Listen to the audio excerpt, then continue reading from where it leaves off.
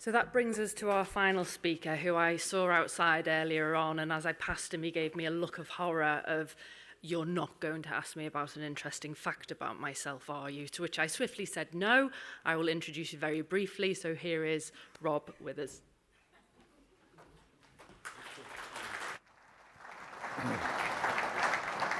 Thank you very much. Thank you to the PCA for inviting me back once again.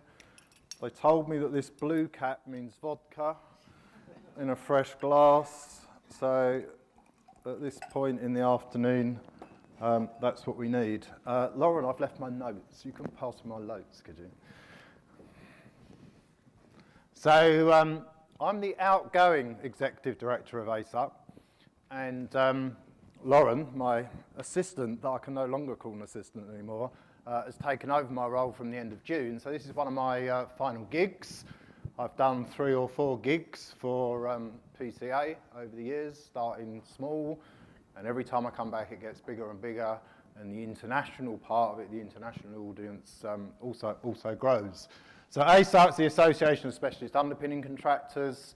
Our members cover subsidence, underpinning, basement and engineered foundations. We're here today to talk about basements, and the very catchy title that I have to read because it just sticks in my mind so much: examining the legal, technical and planning requirements of temporary works for basements and underground structures. It's like, whoa.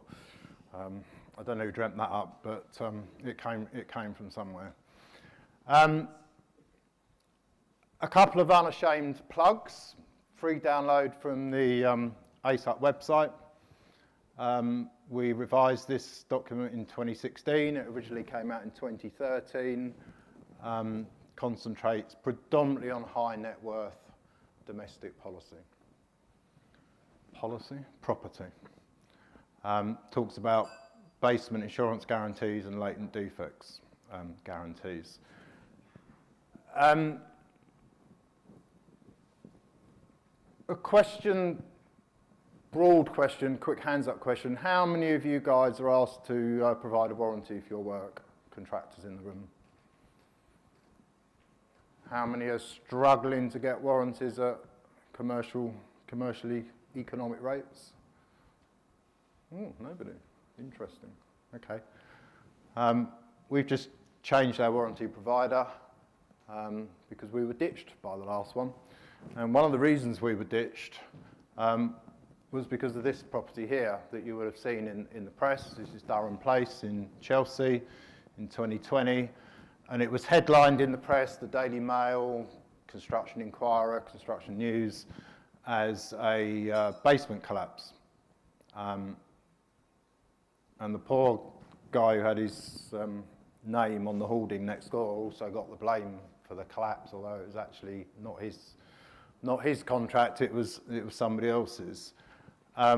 We, as ASUC, took some of the trade press to task, eventually got Construction Inquirer to withdraw the basement headline from it, because actually it was a superstructure collapse, lack of temporary works, lack of temporary support to the superstructure. Why I mention it because of the insurers is that our latent defects provider also happened to be the underwriter for the contractors all risks on this property. And they report to America, who report to Germany, who saw the headline. And there was a slide up earlier in Emily's presentation with a fan and poo sticks around it.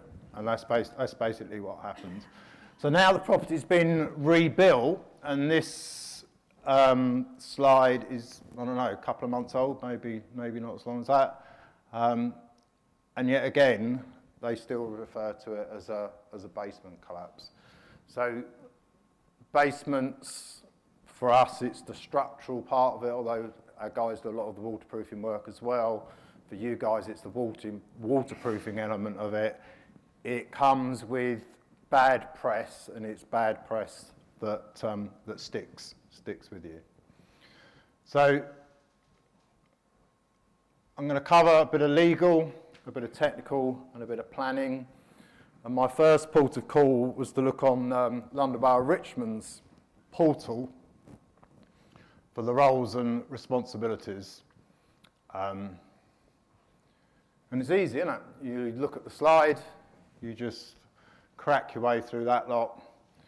But 2/3, 3/4 of that slide is all design and pre-construction before you even start work, and the things that have to be covered.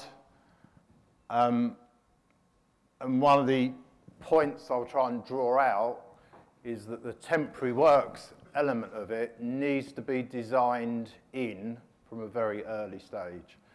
If somebody gives you a set of drawings and it's got the classic note on the side that says temporary work support by contractor or design by contractor, or responsibility is that of the contractor, like, it's a red flag straight away. It's got to be thought of as an integral part of the scheme, and a couple of the case studies that I show you will hopefully reinforce that point. So I know you can't read the words on that slide, but hopefully you can read the words on that slide. So my bullet points are building the temporary works from day one. One of the main delays for starting any project on site as a contractor is that somebody hasn't sorted out all the party wall awards. You get right to the point where you want to put a spade in the ground and the party wall awards haven't been awarded, for want of a better expression. And remembering, particularly for our international audience in London, that it's not just necessarily a party wall award on each side of the property. If you're in leasehold properties, there could be numerous awards going up through the leasehold flats as well. So it's a simple process, but it becomes complicated just because of the numbers involved. Most of our basement works are incorporating what they call special foundations. So there's a particular section for that within the party wall awards. And you should never hear a person like me as Exec Director of ASUC saying this, but do we actually always need to underpin it? Is there another solution? A couple of the speakers earlier are talking about carbon footprint and how much concrete we're sticking in the ground. The job is to stand back, to look at it as a whole and go, is traditional underpinning, lots of concrete, lots of digging, lots of health and safety issues, is that the way forward? Is that the way to go? Or should we look at some other solutions? And one of the case studies will show that hopefully as well. One of the upfront things for most of the London boroughs now is to do a basement impact assessment.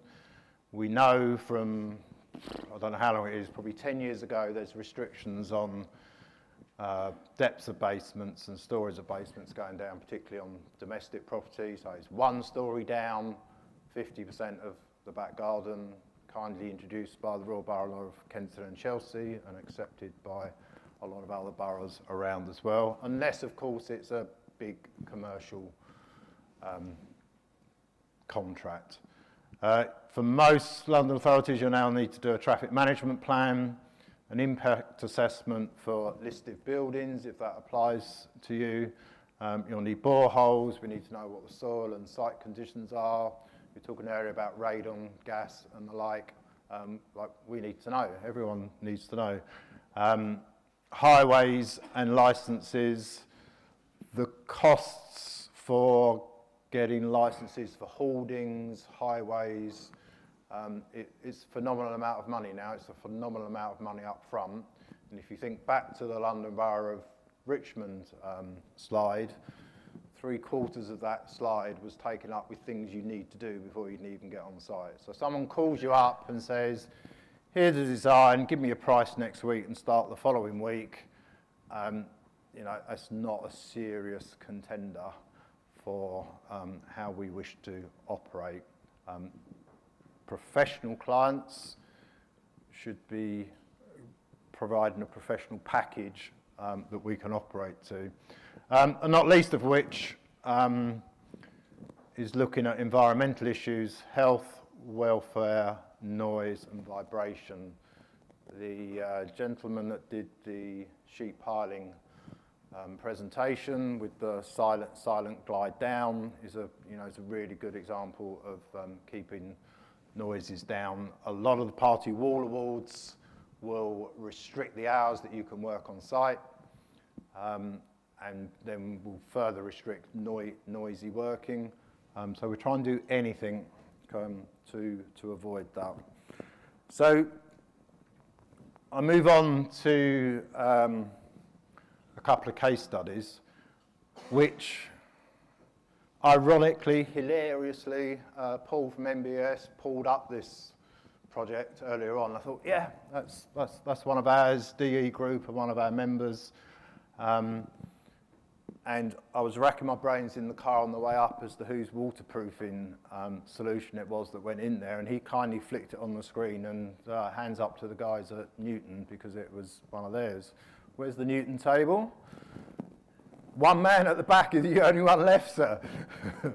But congratulations. Oh, and one over there as well. No, you don't work there anymore.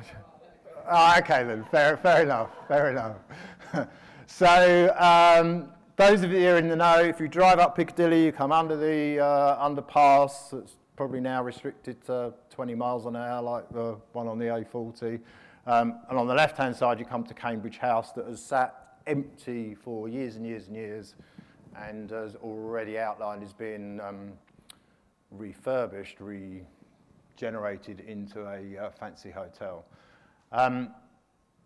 For DE Group, who were involved in this right from the outset, they had to have extensive engagement with Westminster City Council to sort out the transport routes. I mentioned earlier, traffic management plans and that, and it was absolutely crucial on this project. There is nowhere to stop on Piccadilly. So ensuring protection of vehicle flow along Piccadilly and the servicing of Shepherd's Market remained key to getting sign-off on the temporary traffic orders in that area. And it also sits under some TfL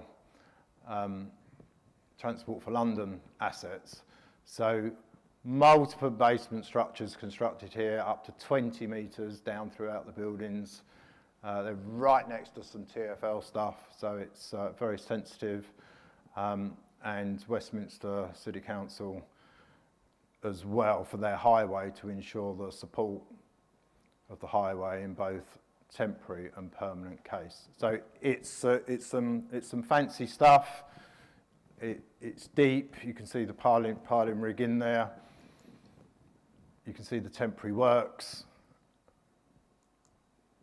And just to give a view of how deep it is, that's a view from sort of halfway down the tower crane.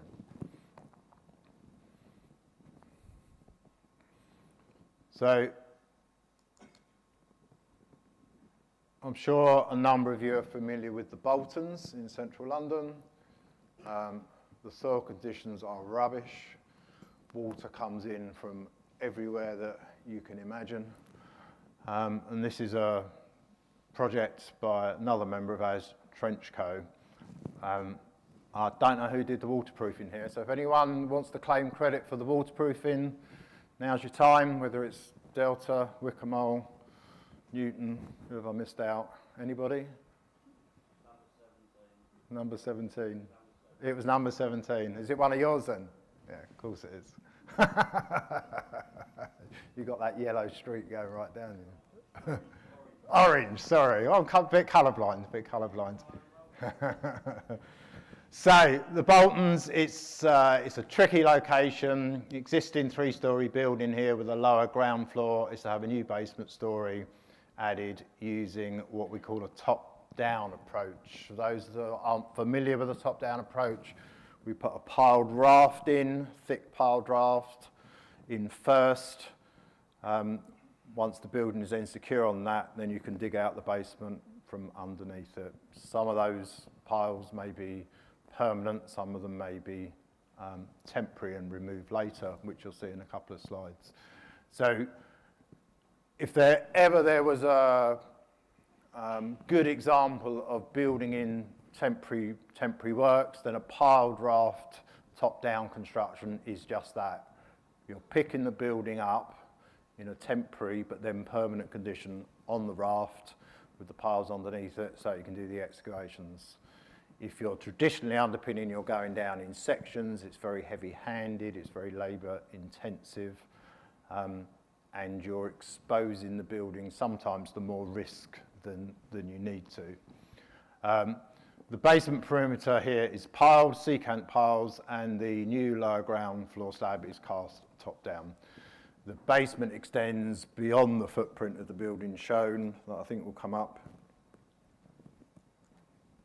in that slide, so it comes out underneath the garden as well.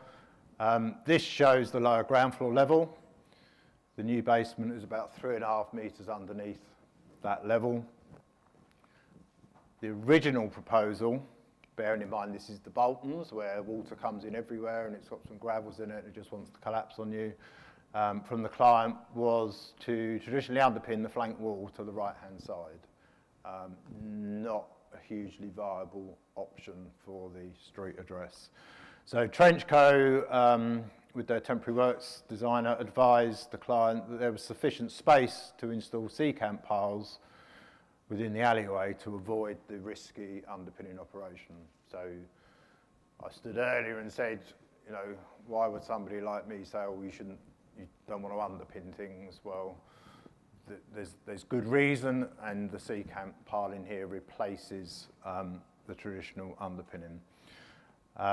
These piles then play a key role in temporarily supporting the existing structure and the new top-down lower ground slab as well, reducing the potential for ground movements, and not least of which the impact on the neighbouring property. So you've got party wall-to-wall here on both sides.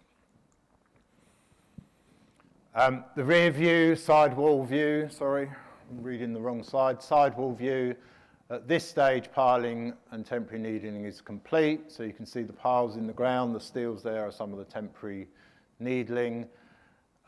It's being made ready to cast the new suspended lower ground floor slab. Use was made of numerous permanent bearing piles to support the temporary works. So an integral part of supporting the temporary works are the ultimate bearing piles.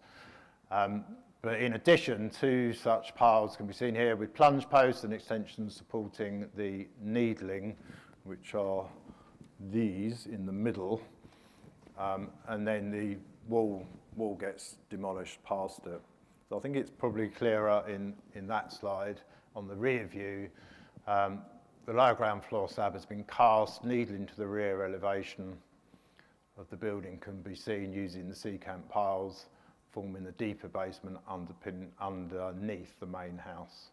So it's part out in the garden, it's right underneath the main house. You can see the adjacent properties to it. And then from here, you can see a view from the new basement.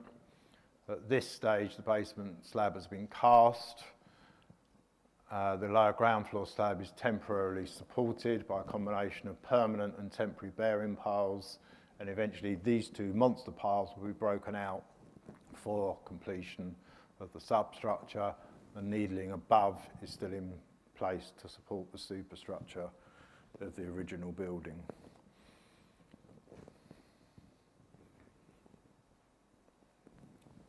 This clock says 1 minute. Is that a 5 minute or a 1 minute?